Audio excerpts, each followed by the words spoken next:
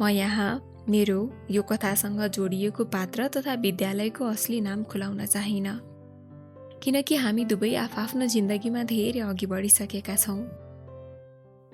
कुरा आजभन्दा सायद 17 वर्ष अघिको हो। म कक्षा 9 मा अध्ययनरत थिएँ। पढाइमा खासै रुचि राख्न नचाहने विद्यार्थीमा पढ्थेँ म। हिसाब चाहिँ मेरो सबैभन्दा मन नपर्ने विषय। जति जे गरे पनि मेरो दिमागमा केही पस्दैन थियो। त्यति मात्र हो र मलाई मनपर्ने विषय भनेको कुन चाहिँ हो आफूलाई नै थाहा थिएन। हिसाब बाहेक अरू सबै विषय म पढ्दै नपढी पास गर्थेँ। साथीहरू पनि निकै रमाइला थिए। क्लास बङ्क गरौँ भन्दा आरामले मान्ने गर्थे। हुन त स्कुल लाइफ वाज रक भन्थे, सायद हो रहेछ। त्यो पल अब चाहेर पनि फर्केर आउँदैन।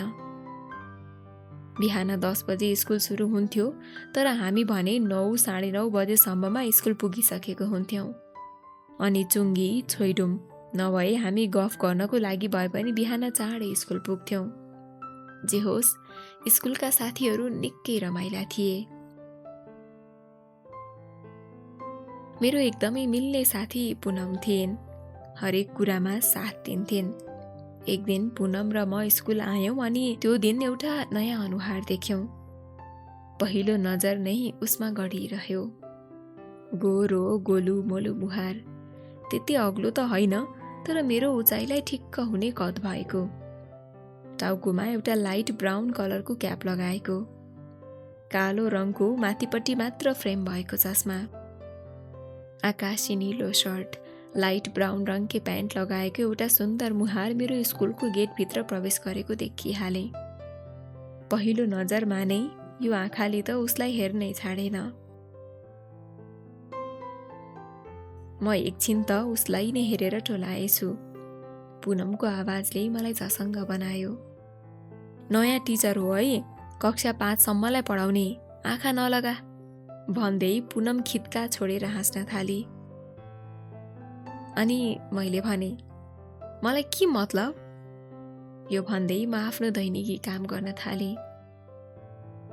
कहिले नदेखेको मानिस देख्दा एकै नजरमा माया पनि कसरी बस्न सक्छ र? बिहान जहिले देख्थेँ उसलाई, मेरो जिउभरि काँडा उम्रेको जस्तै आवाज हुने गर्थ्यो। उसलाई देख्ने बित्तिकै मेरो मनमा धन्य भए जस्तो लाग्न थालेको थियो। मिल्ने साथी एउटा मात्र भए पनि हाम्रो ग्रुपमा भने केटाकेटी सबै गरेर लगभग 7 जना थियौँ। निकै रमाइलो हुन्थ्यो, सबैले सबैलाई एकै किसिमको व्यवहार गर्ने। अहिले कता पुगे, के गर्दैछन्, केही अत्तो पत्तो छैन एकअर्काको।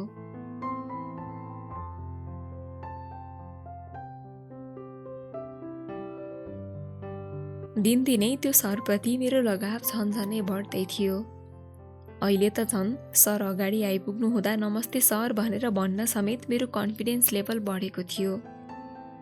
हुन त प्रेम भन्ने चिज कहाँ, कतिखेर, कोसँग हुन्छ पत्तै पाइँदैन रहेछ। प्रगाढ बनेको मेरो प्रेम दिनदिनै मौलाइरहेको थियो।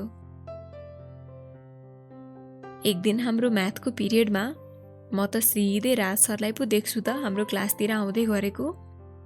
त्यो दिन हामीलाई म्याथ पढाउने शिक्षकको केही काम परेर राज सरलाई पठाउनु भएको रहेछ। अनि सरलाई देख्न साथ सबैले मेरो अनुहार हेरेर ओहे भन्न थाले। कक्षाको प्राय सबै साथीहरूलाई थाहा थियो कि मेरो क्रस राज सर हो भनेर। अनि धन्यवाद दिए मनमा नै म्याथ पढाउने टिचरलाई। फर्स्ट बेन्चमा बस्ने भएकाले हुँदा किताब पनि मैले मेरो नै दिएँ सरलाई। मेरो हाल के भएको थियो सायद मलाई नै थाहा थिएन। मेरो ध्यान हिसाबमा भन्दा पनि सरको त्यो सुन्दर मुहारमा ठोकिँदै थियो। हिसाब विषय कहिले मन नपर्ने मलाई त्यो कक्षा कहिले नसिद्धिए हुन्थ्यो जस्तो भएको थियो। उसले पढाएको त म भन्दिनँ, उसले बोलेका ती शब्दमा म पुरै ढलिसकेकी थिएँ। अनि उसले पढाउँदै पछाडिको बेन्चतर्फ पुग्दा के सोचेछु? सिधै आई लभ यु भनेछु। लौचा, आज मेरो स्कुलको लास्ट दिन पक्कै हुनेछ भनेर आई लभ यु भनेपछि मात्र होस आएछ। एकछिन त म नै तर्सिएछु अनि वरिपरि बेन्चका साथीहरूको मुख हेरेको त सबैले मतिर हेरेर मुख खुल्ला गरेका रहेछन्।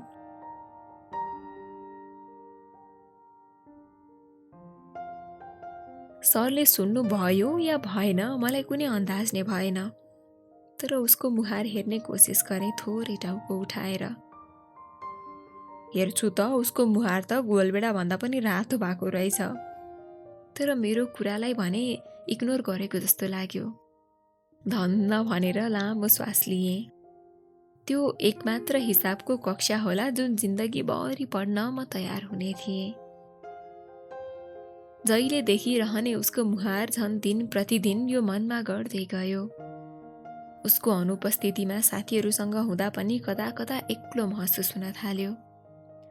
माया हो कि मात्र आकर्षण के थियो त्यो? उसले झुकेर मलाई हेरे पनि म परी जस्तै नीलो आकाशमा उड्थेँ। साँच्चै मायाले न उमेर हेर्दो रहेछ, न बाहिरी सुन्दरता, न त सम्पत्ति नै। मैले उसलाई पहिलो नजरमा नै माया गर्न थालिसकेकी थिएँ। हुन त पवित्र नाता थियो उसको र मेरो, जे भए पनि शिक्षक र विद्यार्थीको नाता। कहिलेकाहीँ चित्त बुझाउने गर्थेँ, थोडी न मेरो कक्षामा पढाउने टिचर हो र भनेर एक मनले आफैलाई सान्त्वना दिने गर्थेँ।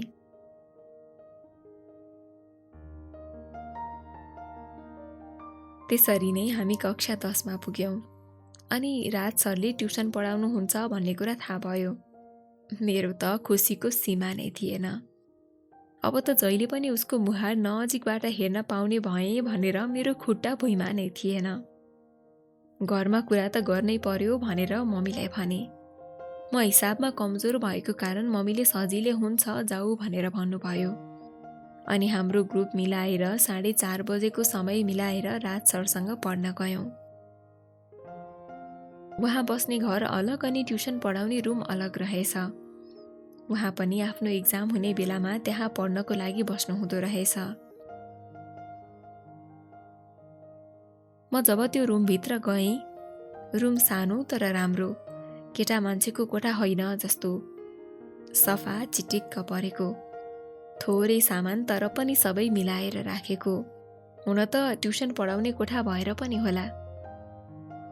अहिले पनि मलाई याद छ, त्यहाँ खुट्टावाला खाट, टी टेबल, बस्नको लागि मुढाहरू, एउटा जार पानीको लागि। मलाई त्यहाँ जाने बित्तिकै दिमागमा के आयो भने अब म पछि यही नै त हो आएर बस्नुपर्ने। यो सोझो दिमागले खै के सोच्छ। अहिले सम्झिँदा पनि साँच्चै म त बच्चा नै रहेछु जस्तो लाग्छ। अब सुरु हुँदै थियो उसलाई फ्लर्ट गर्ने समय। म्याथको किताब मैले नै दिन्थेँ। सबै पानाको माथि अनेक प्रेम प्रस्तावका छोटा छोटा भावहरू, I love you, I am crazy about you, I need you for my whole life, will you be mine जस्ता अनेकौं मेरो मनको कुराहरू लेख्ने गर्थेँ। कस्तो आँटिली म! अहिले सम्झिँदा डर पनि लाग्छ।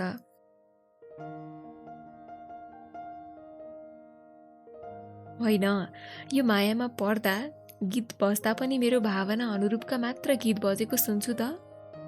हावाले छुँदा पनि उसको स्पर्शको आवाज हुने, उसको त्यही मुहार जति हेरे पनि माया लाग्ने, अनि उसको त्यो मुहारमा मायाले चुम्बन गरिदिउँ जस्तो लाग्ने। मलाई मात्रै हो कि अरूलाई पनि हुन्छ यस्तो?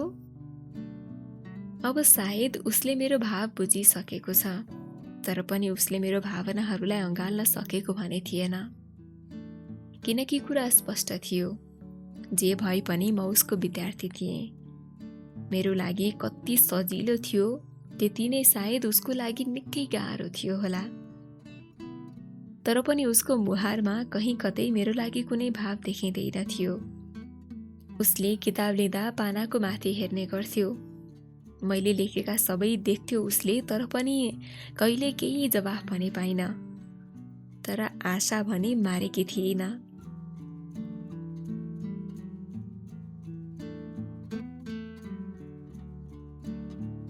सर साथी जस्तै हुनुहुन्थ्यो, सायद हामी भन्दा 4-5 वर्षको फरक। त्यसैले गर्दा पनि होला ऊ हामी जस्तै थियो, नादान अनि अलि बचपना। त्यही भएर हाम्रो सबै साथीहरूले पनि साथी जस्तै व्यवहार गर्थे उसलाई। उसको जन्मदिनमा ट्युसनको ग्रुप मिलेर सेलिब्रेसनको कुरा तय भयो।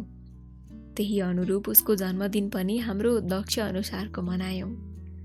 मैले त्यही मौकामा हिम्मत गरेर केही शब्द कोरेँ उसको लागि प्रेम पत्रको नाममा। मैले खै कसरी दिएँ पत्तो नै पाइनँ। केक काट्यौँ, गिफ्ट दियौँ, खुबै इन्जोय गऱ्यौँ सबैले। सबैको प्यारो शिक्षक, मेरो भने संसारकै सबैभन्दा प्यारो मान्छे। अनि किन नमनाऊ त ऊ जन्मेको दिनको खुसी।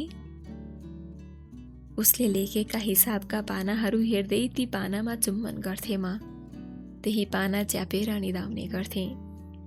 चलचित्रमा देखिएको त यहाँ वास्तविक जीवनमा मैले अनुभव नै गर्न थालिसकेकी थिएँ। सायद यही नै माया होला।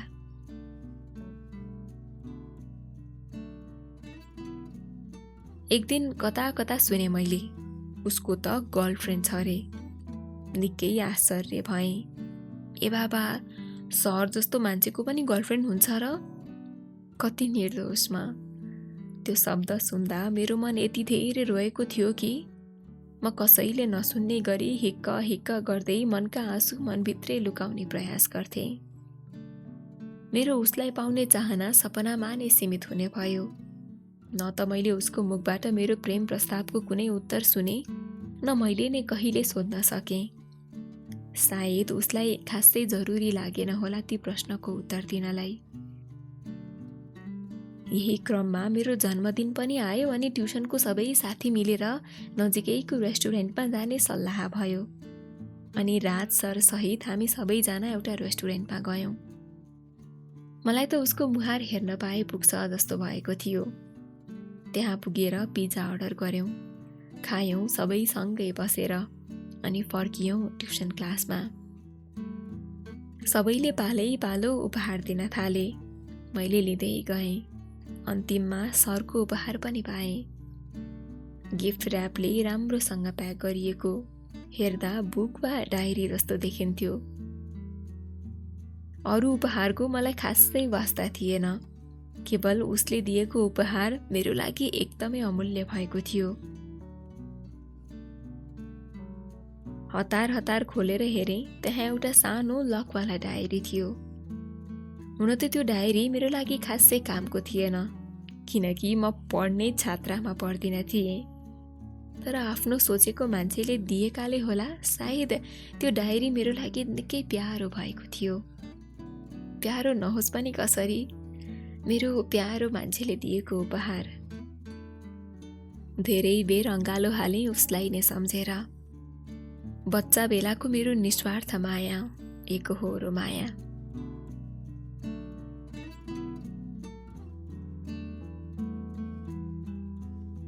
मेरो उप्रतिको माया झन झन झाँगिँदै गयो। माया एकहोरो थियो तर निकै गाढा थियो मेरो तर्फबाट। उसले गर्थ्यो गर्थेन मलाई केही पनि थाहा थिएन। दिनहरू यसरी नै बित्न थाले।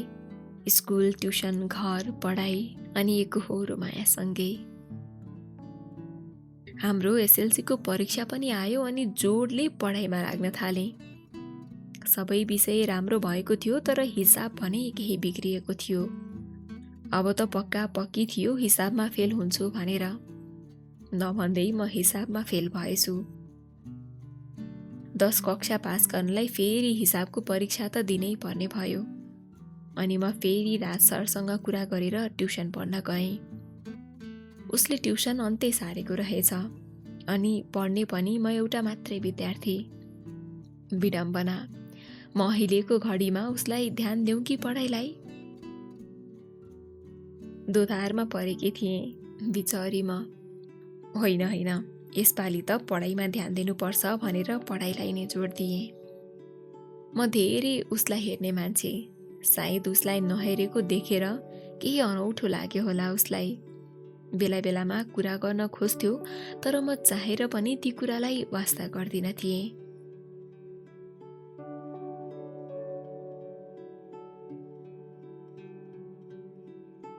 उसँग ट्युसन पढ्न थालेको पनि महिनौं दिन बितिसकेको थियो। आज ट्युसनको अन्तिम दिन। म परीक्षाको तयारीमा थिएँ। उसको ट्युसन कोठामा कम्प्युटर राखिएको थियो। पढिसके पछाडि मैले एकैछिन कम्प्युटरमा गीत सुन्छु भनेर आग्रह गरेँ र उसले सजिलै हुन्छ भन्यो। अनि म गीत छान्दै थिएँ, ऊ म बसेको ठाउँमा आएर उभियो। सायद उसलाई अचम्म लागेको होला किनकि ऊप्रतिको मेरो व्यवहार निकै बदलिएको थियो। तर मेरो मन मस्तिष्कमा भने ऊप्रतिको माया, भावना, सम्मान अलिकति पनि बदलिएको थिएन।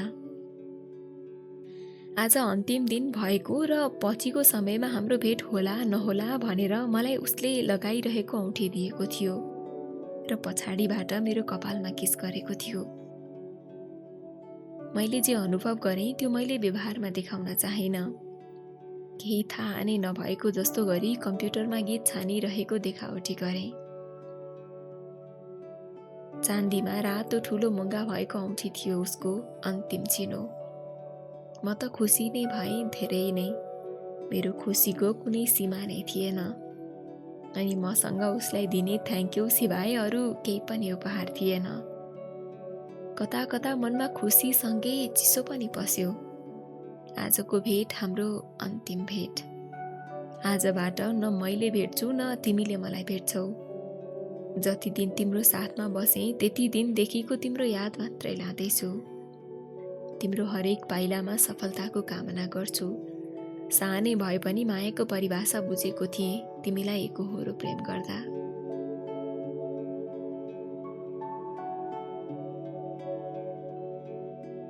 उसको लागि मेरो मनमा भएको प्रेम कहिले पनि ओइलिएन। हामी दुवैजना आफआफ्नो जिन्दगीमा अगाडि बढ्यौँ। म पनि पढाइ सकेर जिन्दगीका अनेकौं खुड्किला चढ्दै गएँ। ऊ पनि आफ्नो जिन्दगीमा अघि बढ्यो। अहिले हामी दुवैजनाको आफआफ्नो छुट्टा छुट्टै गन्तव्य बनिसकेको छ। उसको त्यही प्रेमिकासँग बिहे भएको रहेछ। हामी फेसबुकमा साथी छौँ। त्यही फेसबुकको माध्यमबाट उसको हरेक चिजको समाचार देख्छु। हेर्दा निकै खुसी देखिन्छ, त्यसैमा म खुसी छु। कहिलेकाहीँ भने उसको मेसेज आउने गर्थ्यो। मन कता कता भारी हुन्थ्यो तर पनि आफूले आफैलाई सम्हाल्न सक्ने भइसकेकी थिए। फर्मल रिप्लाई दिन्थे।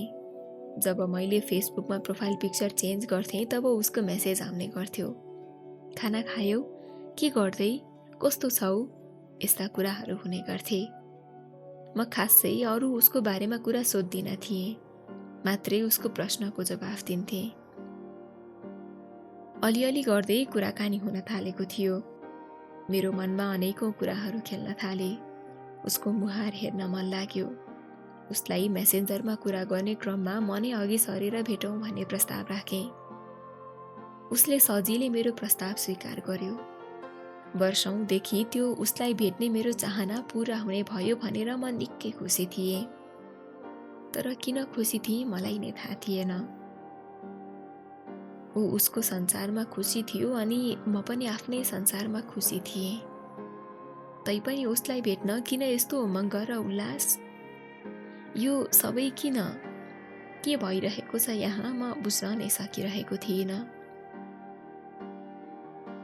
16 वर्षपछिको उसको मुहारमा के बदलाव भएछ भनेर निकै उत्सुक भएको थिएँ म।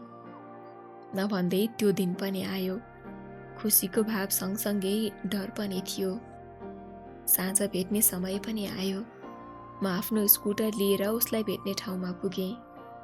ऊ आउँदै गरेको देखेँ स्कुटरमा। उसलाई देख्ने बित्तिकै खै किन हो मेरो शरीरमा कता कता काँडा उम्रेको अनुभव भयो। मेरो गाला स्याउ जस्तै राता राता भएका थिए। मन सिरिङ्ग भएको आभास भयो। ठ्याक्कै त्यसै गरी जसरी मैले पहिलो पटक उसलाई देख्दा भएको थियो। मेरो हातले स्कुटरको ह्यान्डललाई कन्ट्रोल नै गर्न नसकेको जस्तो भयो। म त काम्न थालेछु। तर किन यो सब? के मेरो मनमा उसको लागि उत्पन्न भएका भावहरू अहिले पनि जिउँदै थिए त? यो त हुन नै सक्दैन भनी मनलाई बुझाएँ। अनि उसको पछि पछि लागेर स्वयम्भू पुग्यौं।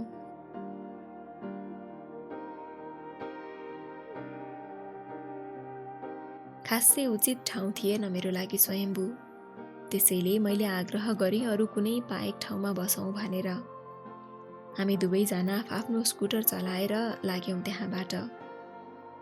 म उसको पछि पछि उसको शारीरिक बनावटलाई निहाल्दै अघि बढेँ। उसको बोली उस्तै रहेछ, आँखा उस्तै, जसलाई म धेरै निहाल्ने गर्थेँ। उसको अगाडि बसेर थाहा नपाउने गरेँ। उसको हात पनि उस्तै रहेछ, पढाउँदा लेख्ने क्रममा हेर्ने गर्थेँ। मात्र फरक उसको शारीरिक बनावट, अलिकति मोटो भएछ। त्यसपछि हामी एउटा कफी सपमा पुगी कफी अर्डर गर्यौँ। हुन त म खासै कफी लभर होइन, तर उसको फेभरेट बेभरेज रहेछ कफी, त्यो पनि विदाउट सुगर। त्यही भएर उसको लागि क्यापाचिनो अनि मेरो लागि लाते मगाएँ। एकैछिन गफ गर्यौँ, विगतका कुराकानी गर्यौँ। उसले मेरो मुहारमा यसरी हेर्दै थियो कि मलाई कता कता लाज लागिरहेको थियो। मैले उसको मुहारलाई ध्यान दिएर एक नजर पनि हेर्न सकिरहेको थिइनँ। करिब 1 घण्टाको लागि भए पनि उसलाई देख्ने मौका पाएँ। त्यो कुराले नै मेरो मन निकै आनन्दित भएको थियो, किनकि ऊ मेरो बालापनके भए पनि मेरो एकहोरो स्वार्थ बिनाको चोखो माया थियो। त्यो सुरुवाती मेरो ऊप्रतिको भाव थियो।